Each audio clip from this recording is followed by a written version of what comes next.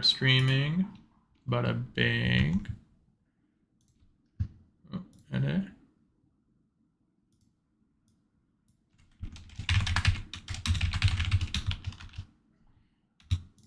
Okay, perfect. Okay, and go. There we go. Should be live. All right. Testing. Okay, I think we're good. All right, perfect. Can you guys hear me loud and clear? Good. Let's go ahead and start here. Can you guys, everyone hear me? Not seeing the chat. Okay, cool. Thanks, Abram. All right, so yeah, what a trade, what a massive breakdown structure today on Bitcoin. There's a lot I want to talk about, with the current setup. I know a lot of folks are in the panic state and they don't really know what to do. So I want to give you guys some levels and some structure to this just so everyone is on the same page. Now, what happened to Bitcoin? Why did we see such a large drop? Well, first things first is when you see a breakdown structure, right? When you see a breakdown structure from around the 108K, that was, we can see that we saw quite a bit of rejection candlesticks here. And then the deciding factor was, of course, right here when we ended up losing our 20 exponential moving average. In Telegram, I told you guys that the 20 EMA will be tested, but if we break that level, this could be really bad for Bitcoin. Our first target was trading at 102,000. And this is why I teach you guys to wait until the candlestick closes before we take any sort of long opportunities. And you can see that we saw a breakdown structure on Bitcoin at 102. Candle broke below, and then of course we closed below at 100. This is where greedy traders came in, right? We saw market bounce on that opportunity into the exponential moving averages, but this is something I've taught you guys time after time, is that when you bounce on an exponential moving average, the first green candle is not a long opportunity. In order for us to see a long opportunity, we actually have to break above the exponential moving averages followed by support, and then we have a long opportunity. A perfect example of this was right here. We broke above the exponential moving averages followed by support, then we were back in long territory. We did not see this on the current price action on Bitcoin. Instead, we saw a massive breakdown structure, right? We saw a massive breakdown structure breaking below 98 and then of course riding it all the way down into 95.6.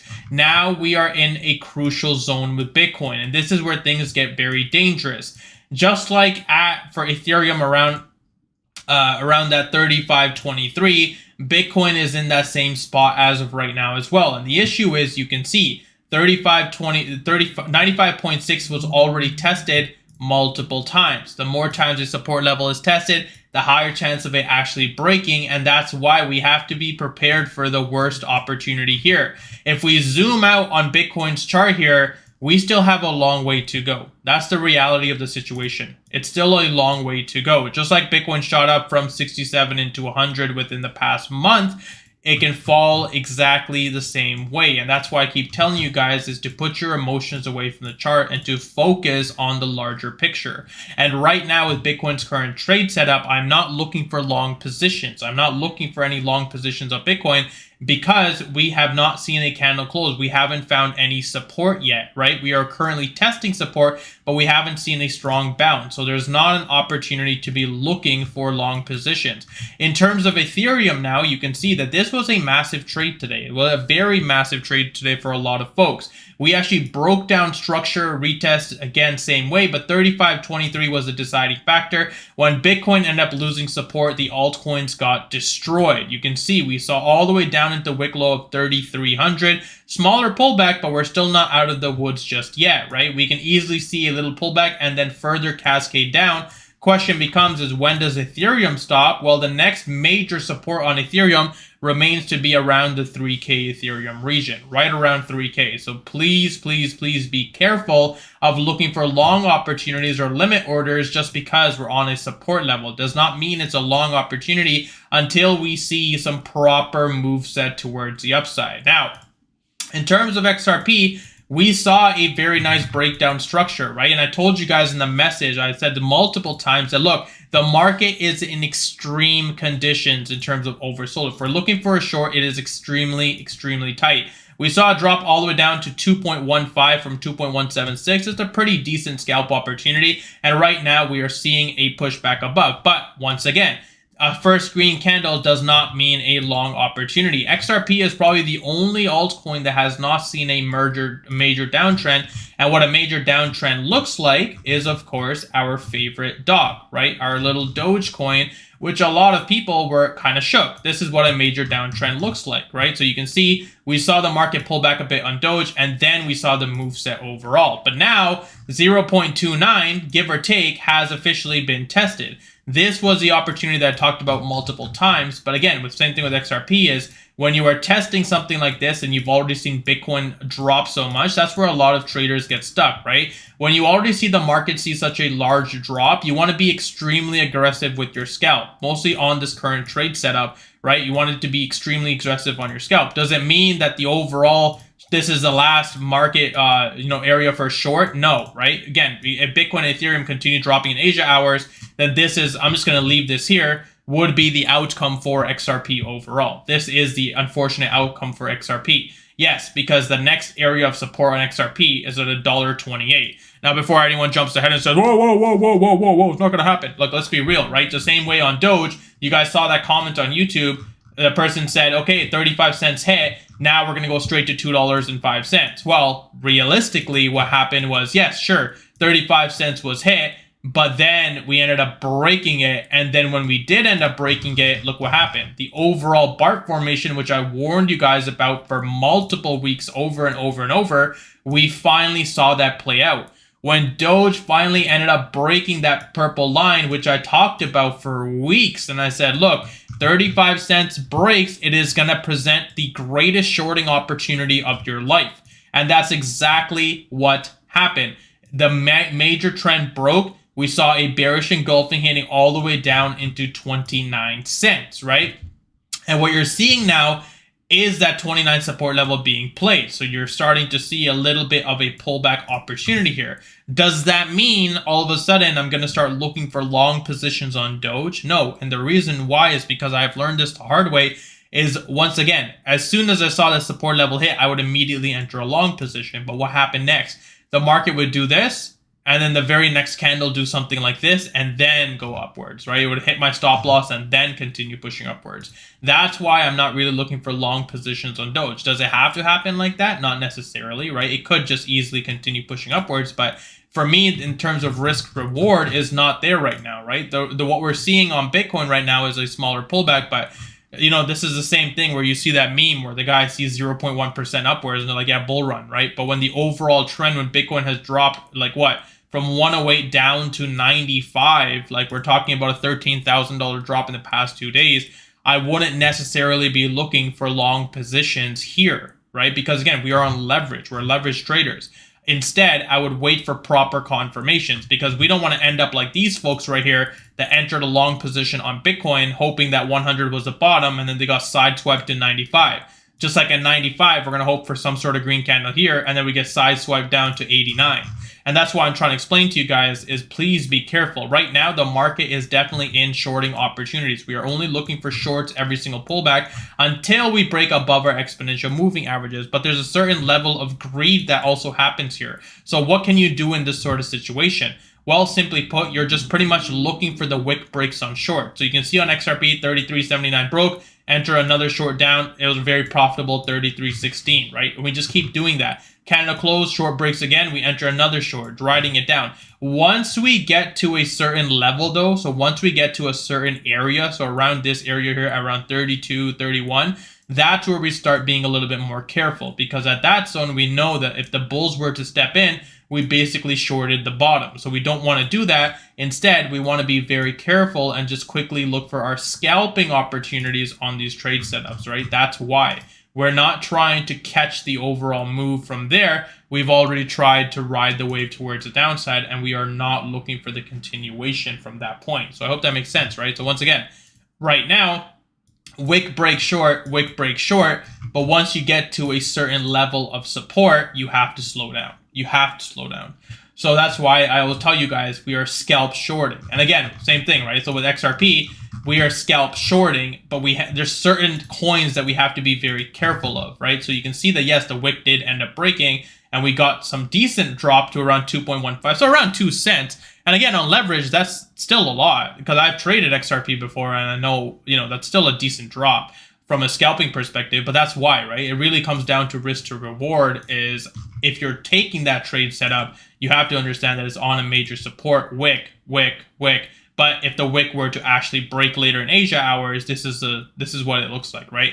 When it does break, it drops all the way down to $1.90 extremely quick. So same thing, right? Market pulls back, Bitcoin pulls back, all the altcoins pull back as well, but that does not mean that we're good to go. It does not mean we're long on everything. You have to be careful on every single setup as of right now. So let's talk about current price predictions, right? Because everyone wants to hear this. So on Doge, 29 cents has hit.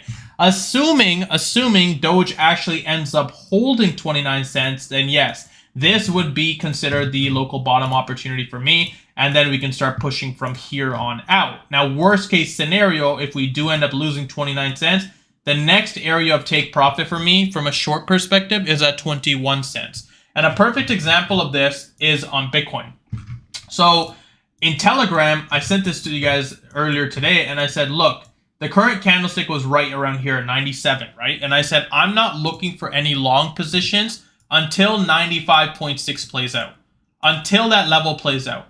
And that's why you can see the wicks tell a story. And I've explained this to you guys so many times.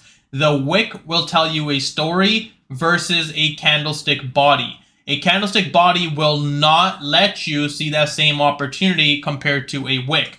The wicks tell you a story that this support level on 95.6 was important. So what traders probably did is they saw Bitcoin see such a large collapse, and then they immediately entered a long position here, right? They're like, okay, this is it. This is a drop for Bitcoin. We're on support. Their support line would have been right here. My support line is right here, 95.6, and you can see how it played out. It was give or take about $3 off, but it was to the dollar. That's why I trade wicks. This is a perfect example of wick trading. When you hit the wick, you have to be very careful, right? Because again, you're not trying to short a wick break, which already happened up here. That was a wick break we shorted. Now, a current wick setup, you don't want to short again, right? Because we don't have any confirmation. So that's why I'm telling you guys is these wicks tell you a better story of where to either take your profits or where to start switching up the narrative a little bit. So that's why I give these lines to you guys. Now, assuming that this wick breaks here at 95.6, where's the next wick? That's all you have to pay attention to. Where is the next wick on Bitcoin if this opportunity breaks at 95.6? The next wick is right down here, right? So around 93 to 91. You guys always say, oh, Pingu, how did you know that was going to happen? Oh, Pingu, how did you know that was going to happen? All I did was just simply wait for the wick to break. And as soon as it broke, I just paid attention to where the next wick was going to be. So for example, on Ethereum today, we ended a short position at 35.23, right? In my eyes, I said, okay, well, where's the next wick? Well, unfortunately, for a lot of people, the next wick was at 3,300. And I said it. I said, look, that's the next extreme case scenario. What happened? Bitcoin broke all the way down to 3,300, right? And I'm sorry, Ethereum. And it took a lot of people by surprise. And they were like, well, this, and oh, Powell's speech, and oh, this, and oh, the narrative, oh, Bitcoin. No, what happened was, realistically, it was just technical analysis. Yes, sure, the Fed news, whatever, had a part to play in it. But this is my favorite part of this channel, is if you go back to my videos, I have been saying the same thing for the past week, right? I've been saying, be careful of this M formation on Bitcoin or Ethereum. Be careful of this M formation playing out, because if it does and we lose these support levels, it's going to get ugly very fast. It's going to get ugly extremely fast. So that's why I'm telling you guys is be careful on your trade setups. And the whole point of a trade in the channel is to scalp. If you are in profit and you're holding it for hopes and dreams, that's how you lose money, right? That's how you lose money. Is the point of this channel is we're scalping, we're being aggressive, and we're setting our trailing stops as it goes. There's no reason why, if you were long here, there's no reason to be long for the past few days. If you were long at any point from here, around 37.58, or even Bitcoin at around 100 and, well, let's say 103, The problem is you're not listening, right? And this, I'm not gonna get angry. I'm not gonna say anything because you guys already know how I feel about this. Is if you're losing money, it's on you. It really is. Because at the end of the day, if you were adding to your positions, you're losing positions because you said, oh, Bitcoin can't go any lower and then it drops. Oh, Bitcoin can't go any lower and then it drops. The reason why is because you're an emotional trader at this point. You are emotionally trading. When the trend was saying, the trend in adding positions is great when the exponential moving averages are playing. When the trend switches and then switches to resistance, adding to a losing position is how you get liquidated. Do you see how that played out? Like, look at Bitcoin here on the EMAs using as support. Then look at Bitcoin here on the EMAs using as resistance. What do you notice? There was more green candles on the support. There's more red candles on the resistance side of things. So that's why I tell you guys, pay attention to the overall trend. If you're looking for a short on, let's say, Cardano. Here's an example. Cardano, we're looking for a short. Am I looking at Cardano only, or am I going to pay attention to Bitcoin and then assume, okay, so same thing as Cardano, technically speaking, we missed this, right? And this is what I'm saying by I'm one guy. I'm one penguin. I'm one dude who I simply cannot be on top of every single trade setup. But what I can do is I can teach you how to do it. So now you can see on Cardano with Bitcoin support break, look what happened to Cardano. We had the wick, right? So this is the same wick on Cardano, same wick here, 91 cents. We broke 91. Where did it drop? It dropped to 84 cents. I didn't draw this line. You guys saw, I literally opened the chart. It was already drawn. But this is why I have these lines. It was bouncing on the exact penny for Cardano. Now the question becomes, is do we hold the long position? Or of course, do we wait for the market to close? For Cardano's specific case, if I was looking for buying or longing opportunities, this would be a decent spot. Why was this not a decent spot, right? Why was this not a decent spot? This was not a decent spot was because this was midterm support. This is not major support. How do you know a major support level, guys? How do we know what a major support level is? Looking at previous price analysis, if that level acted as a resistance, if it acted as resistance and flipped to support, then pushed upwards, you draw a line. That is how you know that buyers were eagerly waiting at that level. Now, does it look like rocket science if I'm entering along here? No, right? It doesn't look like rocket science, right? It looks like a good bouncing opportunity. But there are traders out there that are looking at this right now and saying, hold on, that's a green candle, this is support, I'm taking a swing. They'll enter a swing position and the market will do this. And then they'll blame the market and be like, the market's a scam, it's manipulation, it's this. No, it's realistically, it's you. You are the problem. Because again, the trend is still down. The only time I would say, okay, great, this is a great long position is if we somehow broke back above 98 cents and used it as support. Then yeah, go for it. Long. Have fun. Do whatever you want. But right now, I'm not looking for long positions. Again, the overall trend on Bitcoin is still down. We dropped $13,000. Oh my God, Bitcoin just went up from 95 to 97. Oh my God, Pingu, is this a bottom? Can we long? Can we long? Can we long? I'm sure if I open up my phone right now, those are questions that are being asked. And that's the problem, is you guys are not focusing on the larger picture. The only time I'm long is if above the exponential moving averages. Otherwise, I'm not trading, right? We already traded the whole short position. What am I going to do now? Well, for the next 4 hours, I'm going to go chill, and then I'm going to come back in Asia hours and see where we're at. If the market does something like this, and now it breaks again at 94.5, you better bet I'm going to be shorting on that trade setup. You better bet I'm going to be on that trade at 94.1, waiting for that break structure all the way down into an $89,000 Bitcoin. Why? Because that's the next level that's at play. This is the next area of interest for me, because now we're bouncing on this zone, but this is the next area of interest for me from a shorting perspective. If we lose these wicks, just like we lost the wicks on Ethereum today, if we lose these wicks, then I know what to do, right? That's a given. I don't know what the market's going to do right now, right? So we're seeing a pullback across the board, but does that mean that it's a confirmed pullback? No, it's a guessing game, and that's the problem. You might be taking, okay, I'm going to enter limit orders, I'm going to do this. Cool. If it works for you, awesome. I'm not saying don't do it. I'm just saying, me personally, I don't like trying to catch a falling knife, because 9 out of 10 times, I have seen this happen where the market pushes up like this, I enter a long position, I go outside, I come back, and then it pushes right back down and I get wrecked again. And I'm like, well, why the hell did I do that? So that's why I tell you guys, it is not worth you guys entering long positions here until we get some proper confirmations. And what is a confirmation? I've explained this many times. It has to break above the exponential moving averages as support. The argument of, okay, well, Pingu, what about the whole move? We missed a whole move here. Yeah, sure. That's a good argument. We did miss the whole move here if we didn't miss a long, right? But guess what? I would rather miss this whole volatility period here and then just ride the trade upwards happiness from up here than try to play a chop situation like this. I don't want to do that. I don't want you guys to do that. It's not worth your time. So that's pretty much where I stand in terms of the current market. Like, you know, there's a lot of fear. And guys, I'm being honest with you, like genuinely honest. Like, if you're worried about this current drop in terms of a spot position, then you are overinvested. The whole point of a spot position is long term.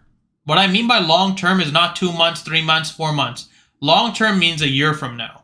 If you cannot fathom the fact that the market dropped this much, if you cannot understand why the market dropped this much, and you're freaking out, you are overinvested. You are genuinely overinvested. You need to sit back, either take money out of the market or close your positions and call it quits, because this is not the market for you.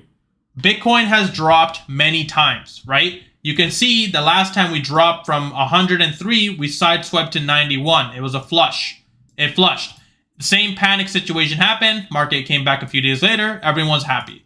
Same thing now, right? We're seeing a drop. Everyone's going to panic. Oh my God. The market's going to come back and then everyone's going to be happy again. But that's the reality of things, right?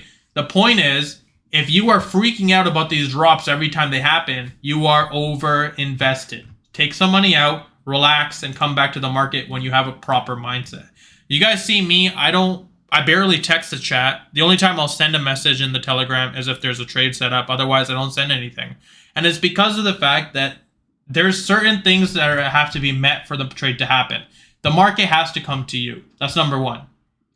This morning, and I'm going to be honest with you guys, I was actually looking for a possible long position right here at the exponential moving averages when they were happening. I didn't send it in the chat, right, because I was watching to see if there was a long.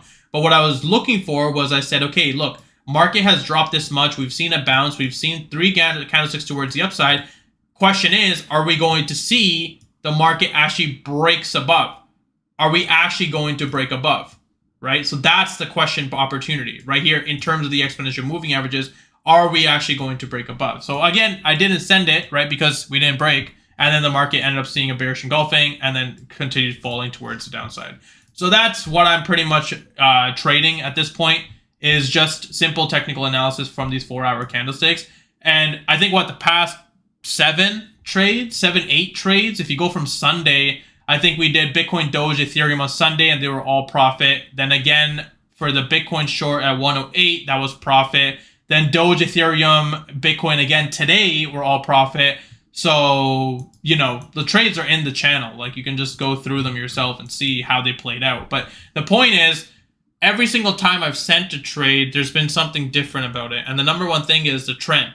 When I send long positions, you notice that I'll only send long positions about Bitcoin, Ethereum, Doge, XRP, Cardano. When I'm sending short positions, I'm only sending short positions on Bitcoin, Doge, XRP, Cardano. And the reason why is because when the market is in a specific trend, we want to trade with the trend. We don't want to start guessing and saying, okay, long Bitcoin, short XRP, short Doge, long, it doesn't work like that.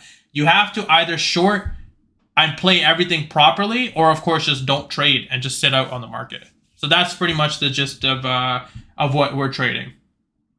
So here, give me a second, guys. Give me 1 second here. I'm just gonna quickly read something here. Sorry, I'm getting some text messages too while I do these sort of setups, and then everyone's like, "Oh, can you cover this? Can you cover that?" And then the whale chat, and then I'm like, "Man, like, it gets pretty difficult." So give me 1 second here.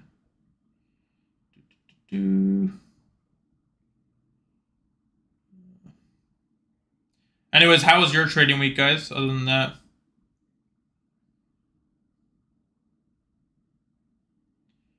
how was your trading week?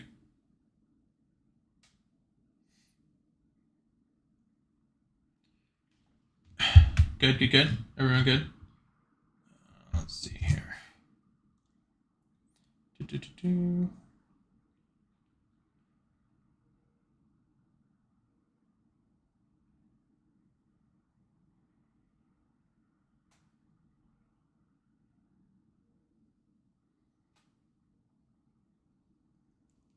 Good, good, good. Okay, cool. Yeah, so sorry, I'm just reading the chat too. So Cheryl, happened with Solana yesterday. So okay, well, sure, we can talk. Sure, let's talk about this, right? Because you think that was a loss when it wasn't. But sure, let's talk about this real quick.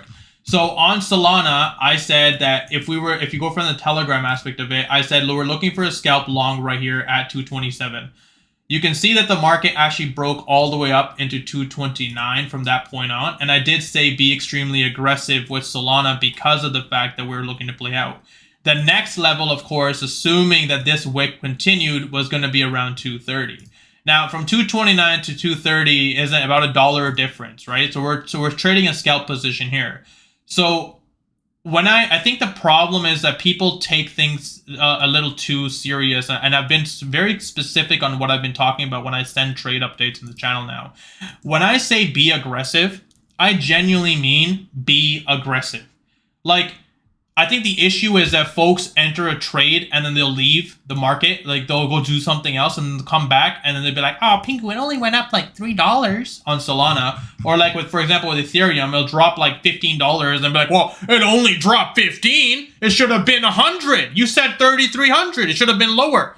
And that's the problem, right? And I think a lot of people need to understand when I say scalp aggressive, it literally means watch the break, enter the trade, and take your profit. That's what aggressive means. If you are having a hard time with aggressive, then what you're failing to do is setting a trailing stop in profit. And I've taught this many times for so many times before.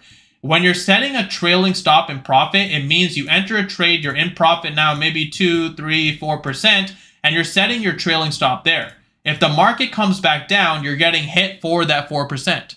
Right? You're not doing hopes and dreams here. You're getting hit for that 4%. And a perfect example of this was DOGE today, right? So when we entered DOGE today, we saw the wick break, and look what happened. So we can assume the fact that we lost a wick low right here. This was, of course, a different sort of setup, but our wick low was right here to the exact dollar, 34 cents, 083. Sure. Okay, 34083. When we broke below, what happened? And I'll tell you guys what happened. A lot of traders, what they did was, in terms of the whales, rather, what they did was, and this is something I think this is what differentiates the channel, is what most of the whales do, and this is something you want to pay attention to, is if they're in a trade that I send and they enter the trade for a short at 34.083, and you can see the market started cascading, what they will start doing is they'll start placing their stop losses in profit as it comes down.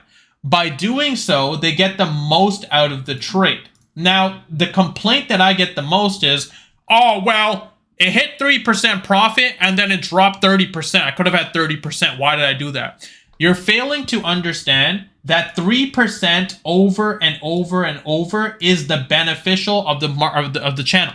That's the benefit of the channel. Most traders don't even do that a week. You guys are doing that every single day from these trade setups. And that's the point. You want to be very careful with how you place your trailing stop losses, but there should be trailing stop losses when you're scalping, mostly on a scalp position, right? So I'll give XRP as a perfect example of this. So I said, look, if we're entering trade, we got to be super aggressive. And I put it in bold, I put it in aggressive in the capital letters, and I said super aggressive. The reason why is because the market was already extremely oversold. If XRP didn't break the support level, we would have gotten a little bit of a scalp, which we did, right? We did drop 215. It was a decent scalp. But if the market reversed now, then you would be underwater. And then you'd say, oh, well, no. Realistically, when you enter a trade, you want to be being aggressive, because the point of wick breaks is when they happen, they can either be large or small. We don't know how large or small the wick break is going to be. A perfect example of this was Ethereum, right? So Ethereum, we all had the same wick drawn out around 35. I think I said it at 35, 38. Did I know that Ethereum was going to drop $250 from that point? No. All I knew that was if this wick broke, there was a short opportunity available. And you guys saw that in the Telegram. The first trade profit was at 35.23.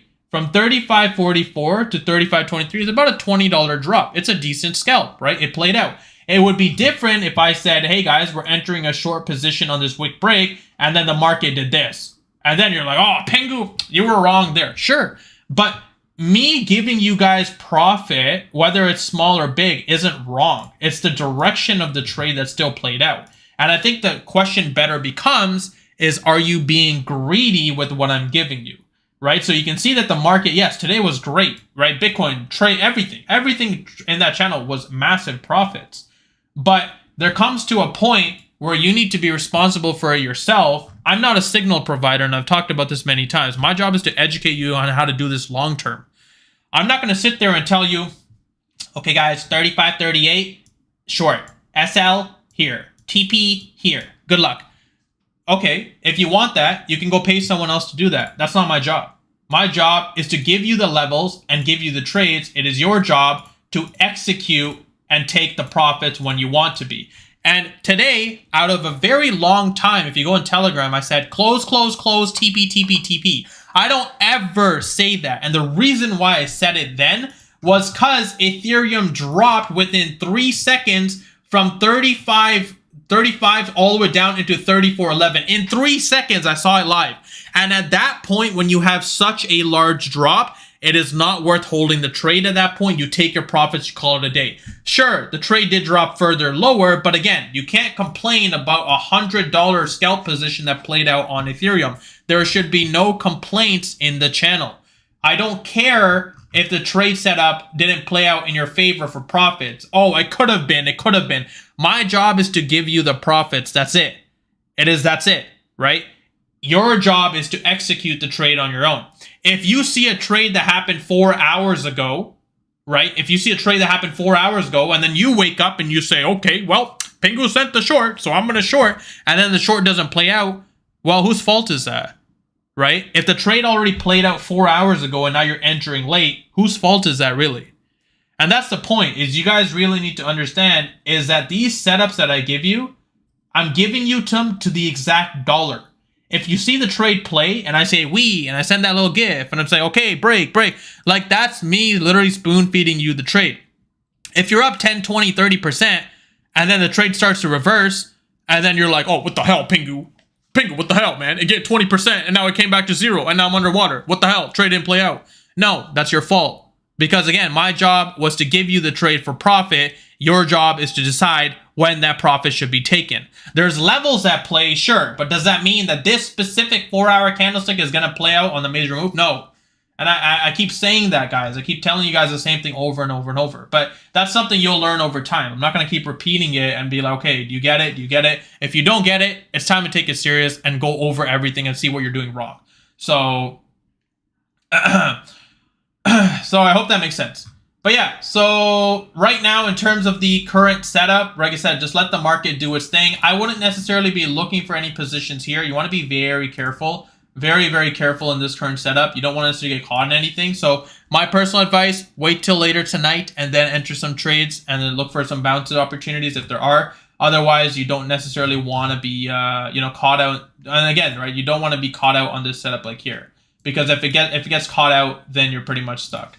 So I hope that makes sense for you guys. And yeah, thanks. That's pretty much all I had, really. I just wanted to kind of cover, the overall pairs. I know there's certain altcoins you guys want me to cover, but if the market is dropping, unfortunately, your meme coins, your altcoins, everything is going to drop with it. So I don't really have an analysis on that, right? Is once the market recovers, then I can go over Solana, Cardano, whatever.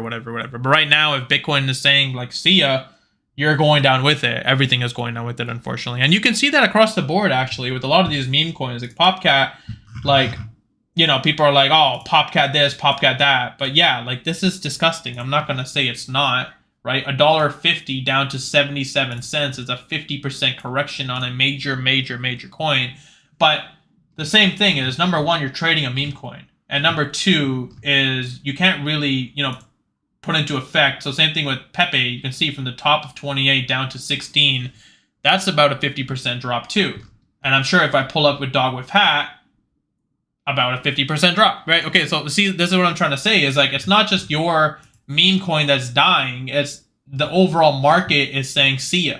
Everything goes when Bitcoin goes. There's nothing special that's going to hold. And again, if it is holding, it means that, simply put, it's going to have its time. And when it does, it's going to be bad. So I hope that makes sense. But yeah, that's pretty much it, guys. Like I said, I just want to keep it super simple. And yeah, shout out to Blowfin for the 10% cashback. That's awesome. The campaign is still happening, guys. You guys are keep asking me. Campaign is still live for the next, I think, 25 days. Most of you should be able to get an Apple Watch out of it because, again, the volume isn't much. So most of you should be able to grab the Apple Watch. For some of you, the whales should be able to get the larger prizes, but I don't, I'm focusing more on like everyone else, the realistic prizes. So yeah, just again, link is in the bio if you haven't joined yet. Thanks guys for listening. Thank you so much for, kind of going through with this with me, and appreciate it, and appreciate you guys all for the likes and comments. I will upload Doge later tonight. I don't want to upload Doge right now, and the reason for that is, again, if Doge ends up saying see ya at 29 cents, I got to make another update, right? So I want to wait until Doge decides what it wants to do, and then we can reevaluate the trade setups together in 4 hours. So I want this 4-hour candlestick to close, and then we can all go from there. So yeah, everyone good with that? Everyone good? Yes or no in the chat? We're good? Everyone learned? Everyone good? Everyone happy? Well, I know everyone's not happy, of course, with the market. Who would be happy in this current state? But again, guys, my job, good or bad days, is to sit here and tell you what the levels are and, go from there. So I hope that makes sense. I hope you guys listen. I hope you learn from that. And I appreciate you guys coming out and listening to me for 33 minutes straight. It's not easy. All right. See you guys. Have a good day. Bye.